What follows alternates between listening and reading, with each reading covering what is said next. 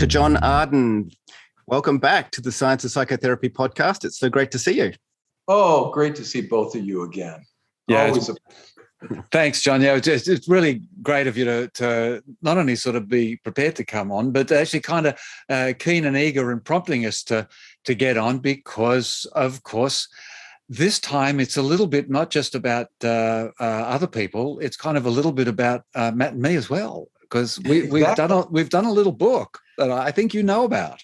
It's a fantastic book, and that's why I'm very, very honored to promote it with you. Fantastic. Now, you've written the foreword to our book, which really sets the book up beautifully. And this is something that, we're going to be featuring in the magazine as well. So if everyone is interested in getting the details, then check out the March issue of the Science of Psychotherapy. But John, I was wondering if we could just start off by just sort of maybe a bit of a recap of what the foreword is all about. Well, I point out that the two of you have done a remarkable job with your website and your magazine, online magazine. And what you've done through the Science of Psychotherapy is you attempted to integrate a lot of what we now know as this broad field and include the science of psychotherapy, unlike only the art. I mean, not to say that you're not interested in the art of psychotherapy, but let's face it, there's converging bodies of science that we need to pay attention to. And it's not just neuroscience. It's not just epigenetics. It's not just psychoneuroimmunology. It's not just psychotherapy research and personality theory. It's how you integrate it all.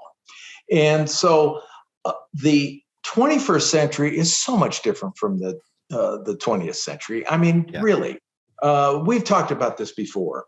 In fact, I don't mean to denigrate at all some of the conferences that we've all attended, but there are many conferences that feature this particular school or that particular school of psychotherapy and the gurus associated with those schools of psychotherapy. I mean, frankly, I'm bored to death. I'm just so bored to death about these. Every week there's a new school of psychotherapy. I mean, really? I mean, come on now. And a guru, we don't want to be gurus of psychotherapy. I mean, what a ridiculous idea. And so the effort that you made that's so remarkable is to put it all together. And how do you put it all together? You can't just say, oh, yes, there's this part, and we're going to tack it together.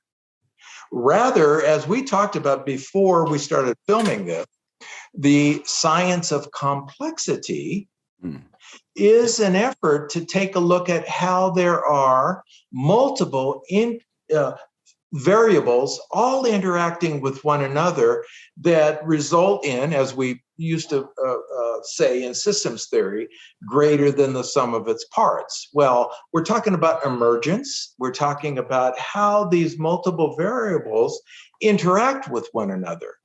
And that's what we're working on right now. So when we say complexity, we don't mean, oh, geez, that's complex. We don't want to be thinking about it. No, we're talking about complexity in terms of human consciousness and the mind and how we can help people change their mind. Yes, it's such an important thing. I mean, when I'm talking about this now, I've been talking about it also, with my work with Ernest Rossi in previous years, that thinking in systems is just a different way of thinking. Now, there's no question about the fact that we have lots of linear activity that goes on in the world, the sort of input in and equal in, equal out. But those linear systems all exist as part of this flow. And I love this sentence in your foreword. You actually say the study of complex systems considers the collective, the system-wide behaviours to be of fundamental importance. And as an alternative to reductionism, complexity theory attempts to explain systems in terms of their constituent parts. And as you're saying, the interactions between them. And then, of course, as you say, it's what emerges out of them is the most apparent stuff. But what are the parts? What are the elements? What are the constituent components? I think that's what we really wanted to try and do in the book. Exactly, in a remarkable way. And so we used to say many years ago, we're all interested in holistic frameworks. And that sounded really good. You know, we were interested in humanistic psychology and so on. And holism sounded really cool. However, we really had no way of understanding how all those variables, we could say, I hate to even call them variables because there are multiple systems that are interacting as emergent other systems. So they're not really variables or parts, like they're little pieces and we're little machines, but we are, as human beings, the result of all these complex systems within our greater emergent system. You know, we have a metabolic system, we have our genome that's not static at all, we have an immune system, we have this amazing brain that has all those other subsystems within it to create this emergent phenomenon we call the mind that isn't one thing. And this is the big secret of it. So when you think in systems, when you think in linear, the energy in and the energy out are very similar and they represent each other. But in systems, the emergent property is often unable to be recognizable for what other component parts within it or the elements within it.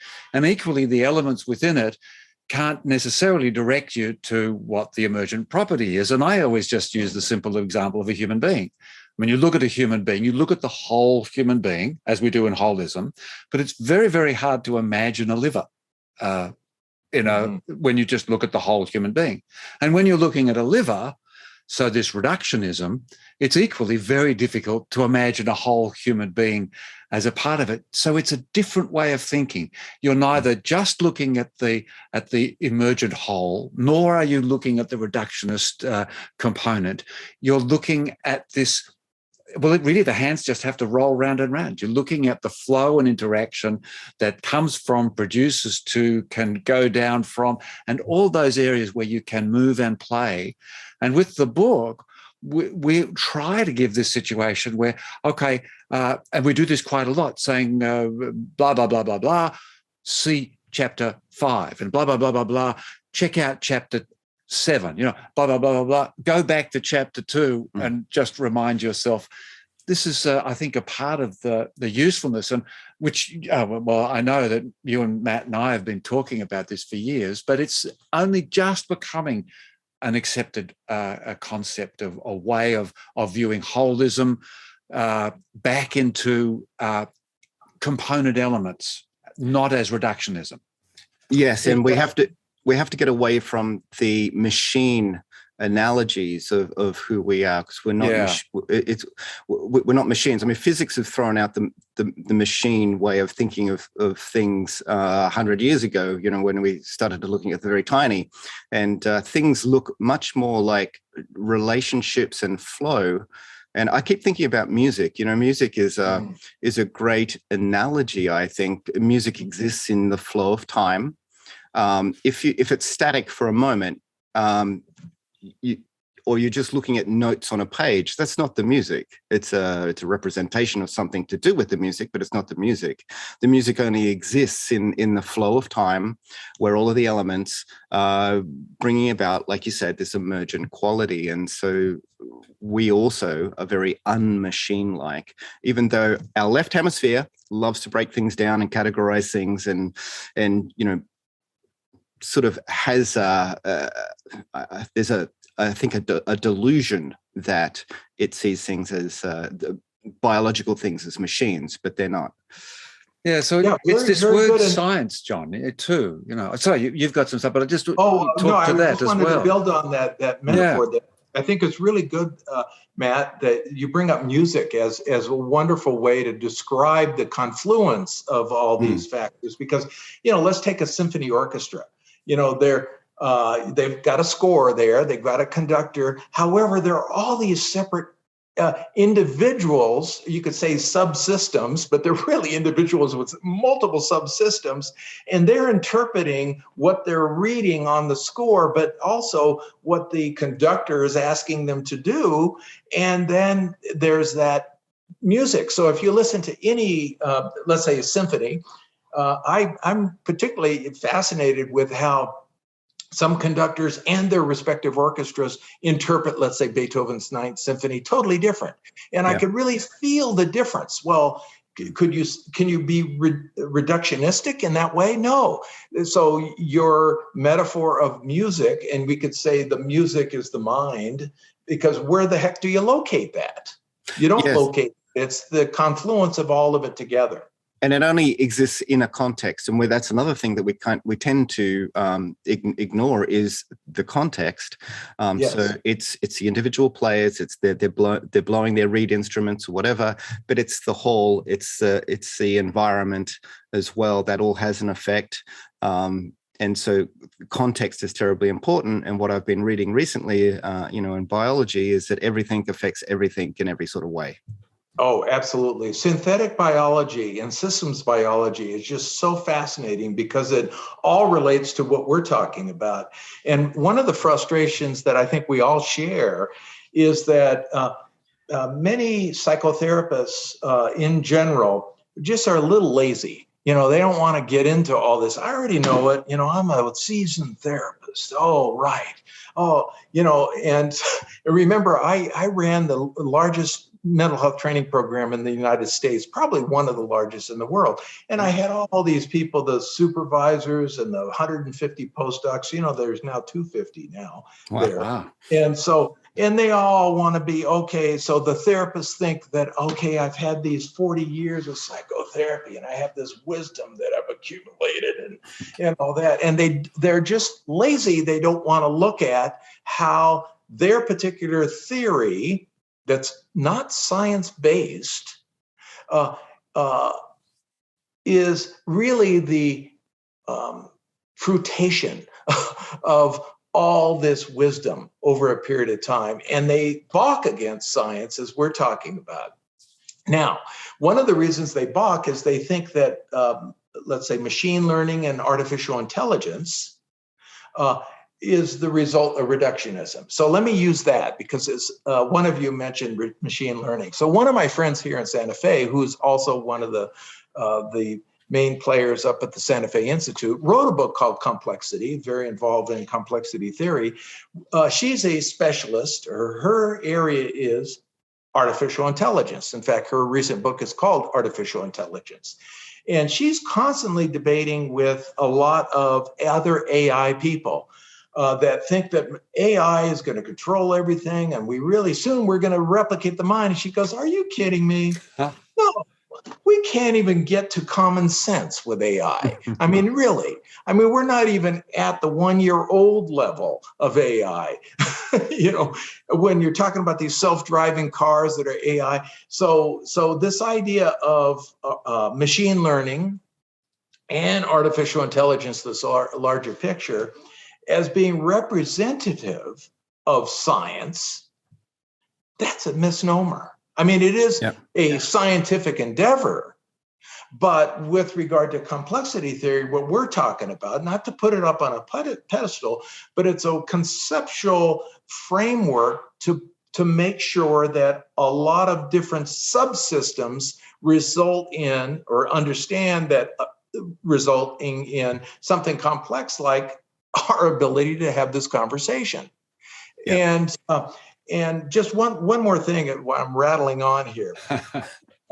One of the things that you and I, the three of us, have talked about, and other friends of ours, Lou and other people, and Dan and other people, we've been including neuroscience in the larger framework of psychotherapy and all that.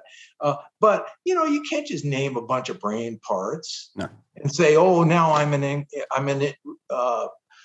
integrationist." I mean, there's so many people out there, they're just naming a bunch of brain parts. That's reductionism, Yeah. And it's reductionism with fool's gold, because do they have a really complete understanding about how all these systems work together? That's the goal. And that was the point too, that as we came out of our discussions and working of it is comprised. There's all these different systems interplaying and interworking, making differences each time they interplay and interwork. So one day you'll feel good, one day you don't feel good. and various forms of movement through all this process, is that the idea is it is impossible to know in depth all this stuff. And so it's not actually about being, and I think this is one of the other balks that people have for knowledge. I mean, we really use science as just the knowledge of, the knowing of, and they balk at that. So we really try and highlight in the things. It's about knowing about stuff. You need to be aware of what's there, so that when you start to come across it, you either do some research yourself or you know your expert who you can go to, that we truly act as integrated therapists as well. Because I know if I've got a question and something I don't know, well, I'll ask you, or I'll ask Matt, or I'll ask Lou. And when I had my wonderful Ernest Rossi still with us, I would go to Ernie. But he was a great one as a teacher for doing exactly that, taking me through the systems. He'd say, "You're quite good at neuroscience now, Richard. What about genetics?" And then he'd say, "Oh, you're pretty good at genetics now. How about quantum?" And all the time he was saying, "You spent 4 or 5 years on that. Good. What's next?" As different from what you were saying. People saying, "Oh, I spent 40 years on the one thing and I'm done." It's just constantly exciting. Yeah, and you mentioned, being able to. So we know a lot about a lot of different things. So we're aware of a lot of things. But I'm not a geneticist, so I don't have the depth of knowledge in that area. But I don't necessarily need, to be a specialist in that area. I need to know about. But I need a reference. My reference library behind me. I need Richard and John, and I need a community to bounce things off. But the first step is to have a broad awareness, right? So if we're siloed and that's all we know about, we don't even know what questions to ask. And I think that we're getting to what really is one of the fundamentally important things that have become a really hugely important element of psychotherapy and awareness in the last 5-10 years is attunement. And I think that's beautiful. But I think it's a bit reductionist. We only need to attune to their sort of emotional state or an empathetic state. Attunement goes much, much deeper.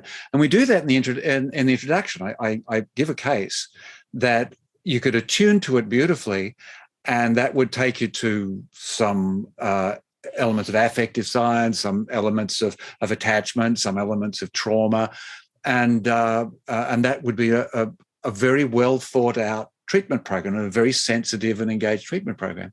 But at the end of the chapter, I tell you what's actually wrong with him, which has actually got some biological, some pathological problems as well. And if you weren't knowledgeable about that, then you wouldn't be able to attune to it.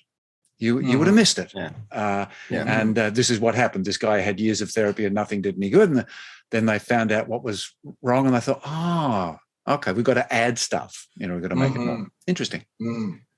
Yeah. The psychotherapy research, and you're well aware of this, and you've addressed it in your book beautifully, is rather humbling because, many people like Michael Lambert, John Norcross, and so on, Scott Miller and other people have drawn attention to not just the relationship, which they keep repeating, that's the most important factor, but 80% of us think we're better than average. Well, that's pretty bad statistics. I mean, and of course, it's the older ones, like, me maybe, oh God, I've been in the psychotherapy world for 40 years, so I must be one of that 80%, when it actually, I could get calcified.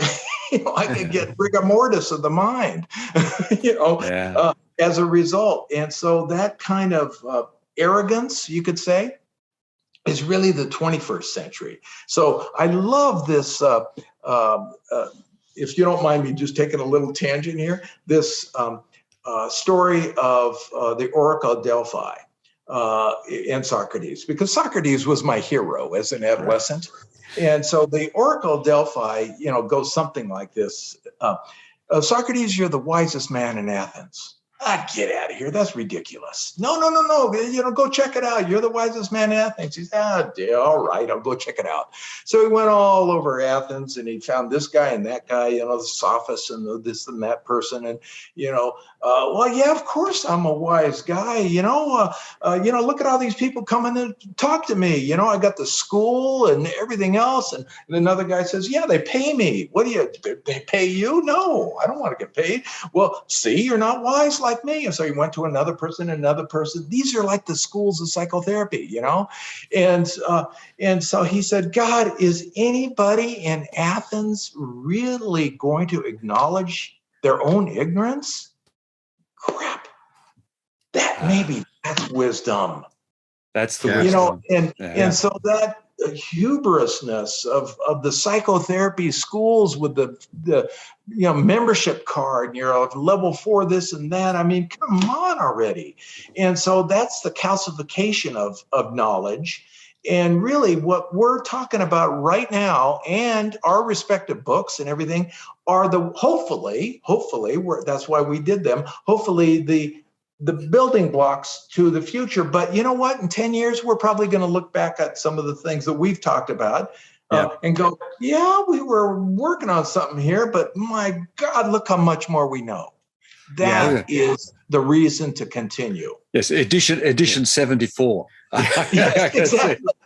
But it's certainly that's true, isn't it, mate? Matt and I've talked about this. I mean, really, this book, what we've ended up with, which is a really meaty 450-page book, is just the shavings, the finest and brightest and most foundational shavings of what we think is a very, very, very large gold monster. There's only so much you can fit in a book, and we were saying yesterday, we're trying to articulate to our subscribers just what content is on the science of psychotherapy, and so I wrote a list, and it was 7,333 words long, a 24-page just dot point list of material, and we're just scratching the surface.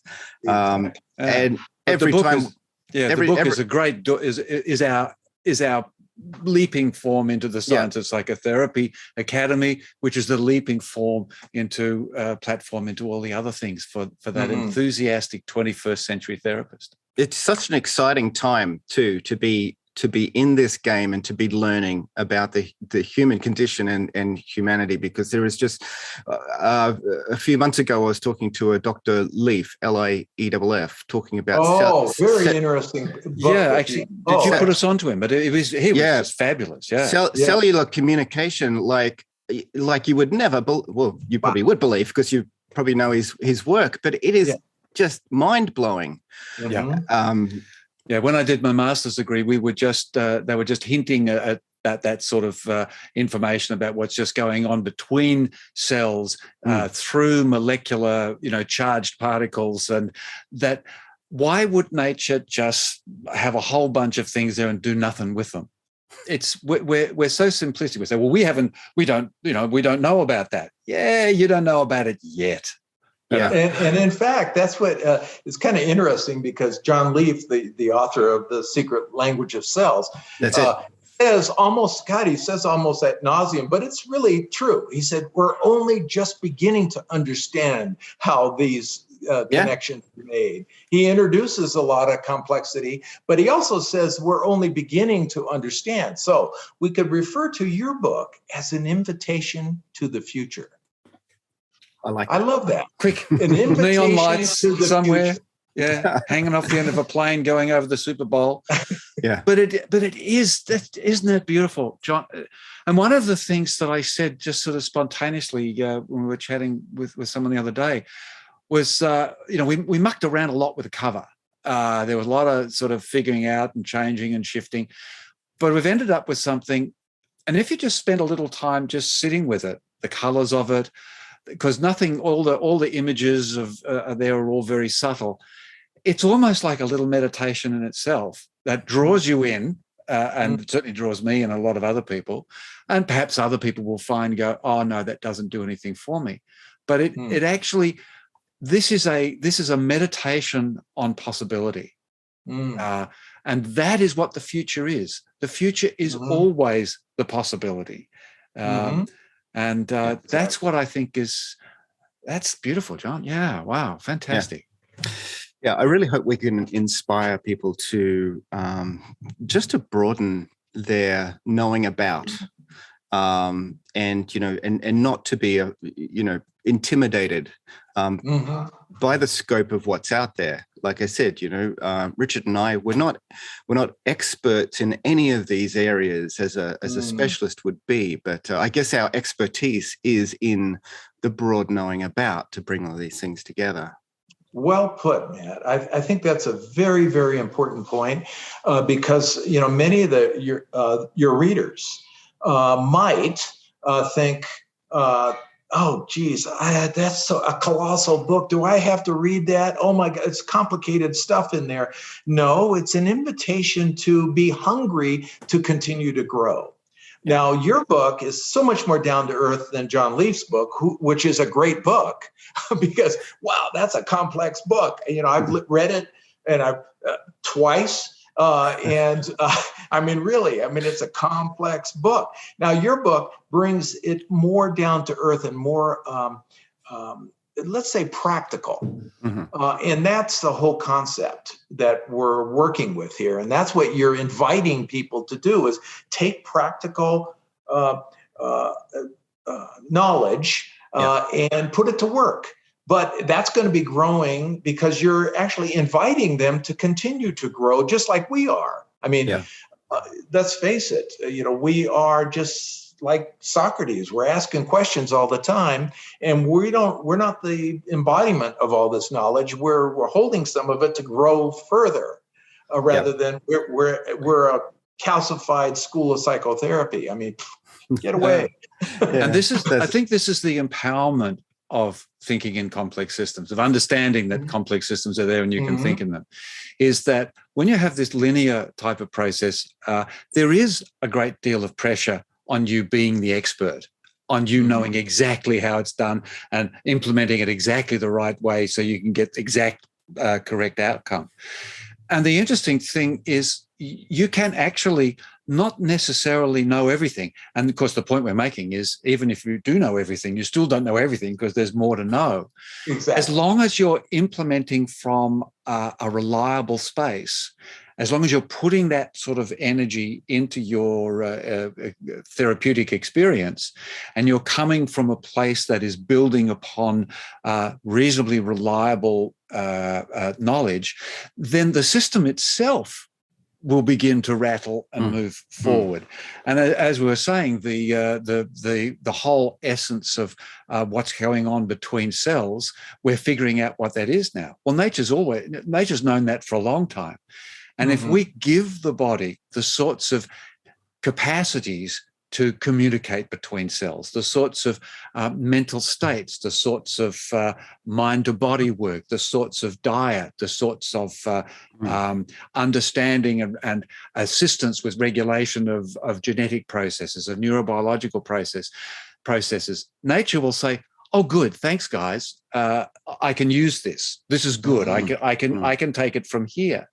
And I was just thinking of that when we're talking about the music with the wonderful Beatles piece in Abbey Road, I think it is, where you get the orchestra just sort of going from a very low note to a very high note. And this is what it's about with therapy. The client comes in, they're not good. Where we want to go is we want them to be good, and they want to be okay. They're not okay, they want to be okay. Then there may be some few hit points along the way that will give you tellers. But fundamentally, beyond those, you can just let the orchestra go.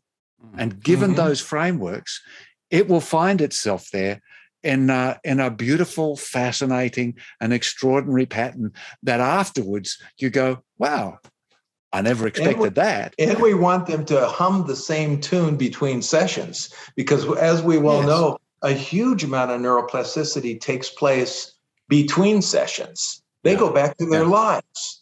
We think that our 50 minutes is so grand. How powerful are we? Really, we're not that omnipotent.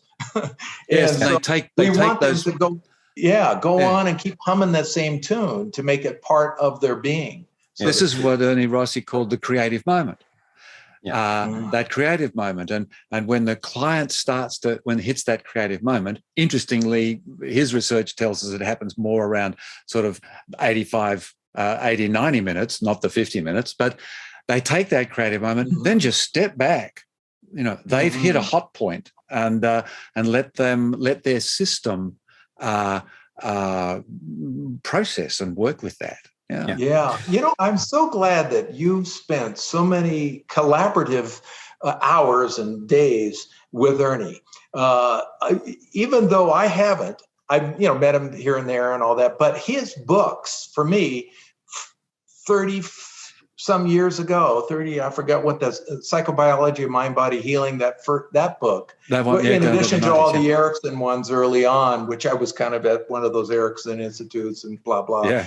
But it was a psychotherapy of mind, body healing. Mind, Body Healing with David Cheek. Yeah. David Cheek.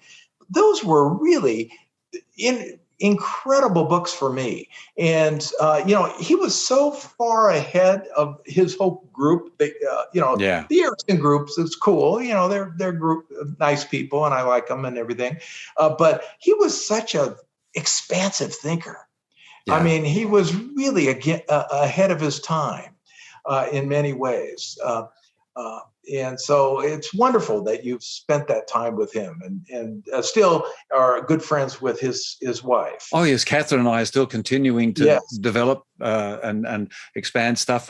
In fact, I'm wanting to start a PhD as soon as I can get through the university paperwork stuff on this, what we call client responsiveness, which we've done a chapter in the sort of the innovative area at the end of the book, because it's great to have a great idea, and it's great to have a great idea that really feels good, and it's great to have a great idea that other people think really good is good.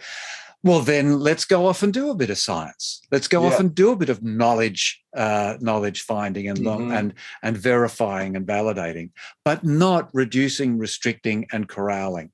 That's the most important thing that Ernie told me. Yeah.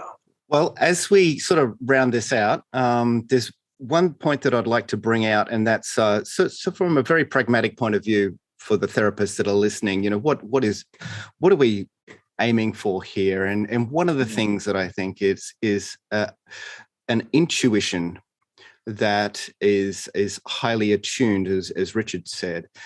So the assimilation of all of this knowledge, it's not as if you're sitting in front of a client and you're cognitively making an appraisal about their epigenetic processes or cellular communication or something like that. No, it's a sharpened intuition as you're with the client, because you have assimilated all of this knowledge. Things just will bubble to the surface. They will just come to you as you're with the client. And I've experienced this, a lot, and an idea will just come, and I think, well, that sounds like something to do with the thyroid, and we go down that track, and if I didn't assimilate that knowledge about the complexities of the thyroid, I wouldn't have gone there. Now, because our intuition isn't just some magical thing that just comes out of nowhere. Exactly. It's fed by the foundations of its broad experience, of which knowledge is one of our broad experiences. Yeah, exactly. So I just wanted to highlight that. Oh, nice closure statement, because that's really where we're at. You said earlier, Matt, that we don't want people to be intimidated by this huge, colossal resource, your book, and all the knowledge within it. But we want to have them be able to carry some general idea that can help them crystallize their perception of what might be going on. It might be the thyroid, might be something else going on. And it's that larger picture that can help them zoom in to the uniqueness of that particular individual. Yeah, absolutely. That sounds like an even better summary of the day. John, thank you. I mean, we just thank you for the last hour you spent with us, but just thanks for all the hours. Thanks for the beers. Thanks for the dinners. It's been my pleasure. We're collaborators. Yeah. And it's it's so enriching, at least for me, to be able to collaborate with you and take part in our journey together. And I mean, really, I don't want to leave this field. It's just too exciting. Yeah.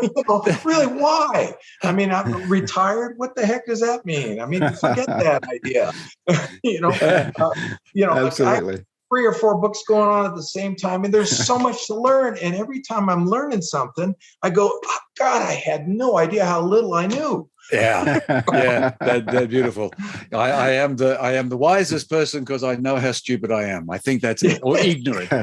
Yeah, it's Socrates. He's one of my heroes too. All right, Dr. John Arden, it's been such a pleasure once again to have you on the Science of Psychotherapy podcast and collaborating with us and just being a good mate. It's been so great catching up. Oh, I thoroughly enjoy it. Absolutely. Bye for now. Bye-bye.